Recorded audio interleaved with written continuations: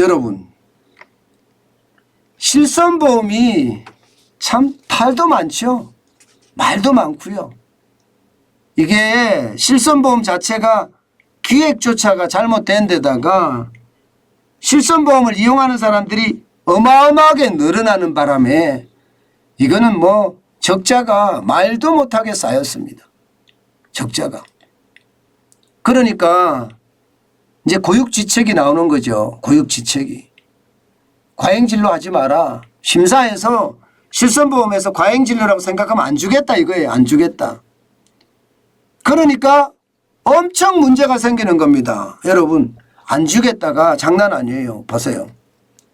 실손보험 등 제3보험 민원 증가율이 1년 전 대비해서 85%나 늘었습니다.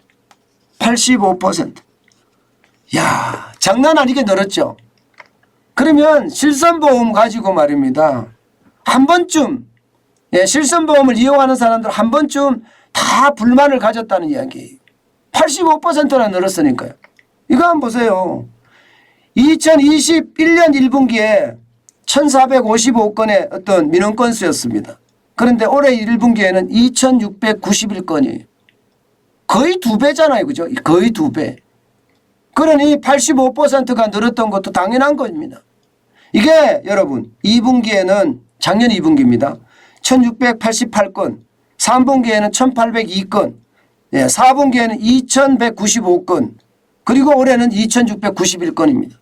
그야말로 폭증이죠. 오죽했으면 금융감독원에서요 분쟁 처리 태스크포스 팀을 만들었을까요? 오죽했으면 말입니다. 이게 여러분 많은 분들이 이게 과잉 진료를 실제로도 했기 때문이에요. 여러분 이거 한번 보세요. 이거 한번 보세요. 예를 들어서 제일 먼저 과잉 진료가 최고로 많이 올라오는 게 백내장 수술입니다. 이게 백내장 수술이라는 게 뭐 천차만별입니다. 이게 30만 원에서부터요 뭐 2천만 원까지 수술이 있다고 하니까요. 30만 원에서 2천만 원까지. 그러면 여러분 어떻게 될까요? 30만 원 수술을 할까요? 아니면 2천만 원 할까요? 이게 안과들 입장에서는요 2천만 원짜리 하고 싶은 거예요.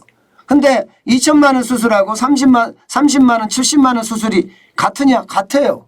그렇게 틀리지 않아요. 오래 걸리지도 않고요.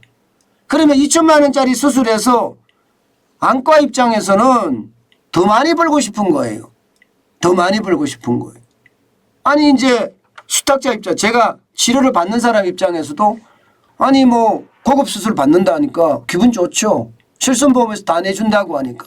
그런데 이걸 심사를 하니까 이제는 못해줘 이렇게 되는 겁니다. 심지어 말입니다. 요즘은 생내장이라고 하나요? 생내장. 생내장이라고 해서 브로커를 통해서 모집인이죠. 모집인을 통해서 수술하러 가서 이거 백내장 수술하면 지급해 놓으셔야 된다. 그럼 그 사람은 수수료를 거기 챙기겠죠. 안과가 수수료를 주겠죠. 이런 일들이 비일비재하게 발생하니까 안 되겠어. 이제는 제대로 진료에 대해 판단을 해야 되겠어. 그래서 금융감독원에서도요. 이게 제대로 해야 된다. 이런 얘기가 지금 나오고 있는 겁니다. 브로커를 통해서 섭외한 거 이것은요. 아무래도 문제가 있다 이렇게 보는 거죠. 여기에 보면 이 수술들이 다 비슷합니다. 갑상샘 고주파 절제술, 하이프라고 해서 고강도 집속 초음파 시술, 맘모톰이라고 해서 유방 종양 절제술, 도수치료, 건골격계 치료하는 거 아시죠? 체외 충격파 치료, 뭐 이런 치료들이 병원 마음대로 가격을 진료비를 산정할 수 있기 때문에 여기에 대해 실사를 한다는 거예요. 실사. 실제로는요. 병원의 어떤 꼬드김에 의해서 이거 보험 돼 하면서 백내장 수술도 하고 하이프 시술도 하고 했는데 나중에 이게 안 된다고 하면 어떻게 돼요? 안 된다고 하면 수술한 당사자는 하이프 시술 같은 경우는요. 이게 싸지가 않아요. 비쌀 때는 1,000만 원, 뭐 2천만 원까지 갑니다. 그럼 이게 보험이 적용이 안 되면 내가 다 물어야 돼. 그러니까 금융감독원에 이게 쉽게 말하면 민원을 접수를 하는 건데 그런 일들이 지금 비일비재하게 발생이 된다는 이야기. 여러분 요즘이요 자칫 말입니다. 실손보험을 활용을 해서 과잉진료가 만약에 된다면 이거 굉장히 충격받을 수 있거든요. 내가 잘못하면 몇 천만 원 물어낼 가능성도 큽니다. 그렇기 때문에 진짜 조심하셔야 돼요. 조심하시. 특히 브로커들 있잖아요. 내가 진짜 아파서 병원에 가서 진료받는 거 말고요. 다른 사람들이 권유해서 그렇게 가는 것은 안 했으면 전 좋겠어요. 안 했으면. 뭐 서울의 의원들, 부산의 의원들, 광주의 의원들, 대구의 의원들, 유명한 안과 병원들이 그렇게 하고 있다고 하는데 앞으로 된설이 맞을 가능성 큽니다. 왜냐고요? 보세요. 실손보험의 적자가 지금 넘칩니다. 2017년에 1조 2천억 원에서요. 2021년에 2조 8,602억 원이에요. 올해는요 3조가 넘을 가능성도 있습니다. 그러니까 이거 이대로 가다가는 실손보험이라는 자체가 무너질 수 있습니다. 실손보험이라는 게.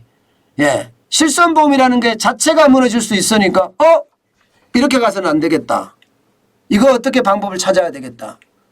예. 그래서 이게 실제 실손보험으로 진료를 하는 것, 또 비용이 나온 것을 들여다보고 이게 실제로 과잉진료인지 안 진료인지 판단을 한 다음에 통보를 한다는 거예요. 그렇기 때문에 여러분 진짜 조심하셔야 됩니다. 자칫 잘못했다가는요. 몇 천만 원 그냥 덤태기 씁니다. 몇 천만 원. 지금 당장 백내장 수술을 안 해도 되는데 그래서 오죽했으면 생내장이란 말이 나왔겠습니까? 생내장이란 말이. 예. 그러니까 지금 당장 수술을 안 해도 되는데 그 자칫 잘못 수술했다가는 그런 낭패를 겪을 수도 있으니까요. 여러분 조심하시고 또 조심하셨으면 좋겠어요. 이게 무조건 공짜라고 해서 좋은 게 아니에요.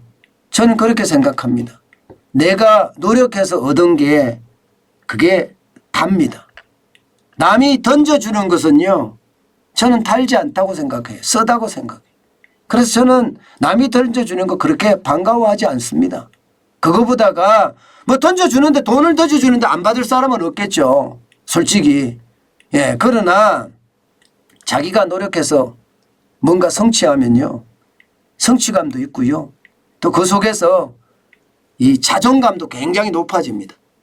우리는 공짜보다는요. 좀 더 우리 힘으로 해보는 것은 어떨까요? 보험 이용하는 건 좋아요. 아니 보험이 그때 쓰라고 있는 거니까요. 그렇지만 과잉진료는 저는 건물이라고 생각을 합니다.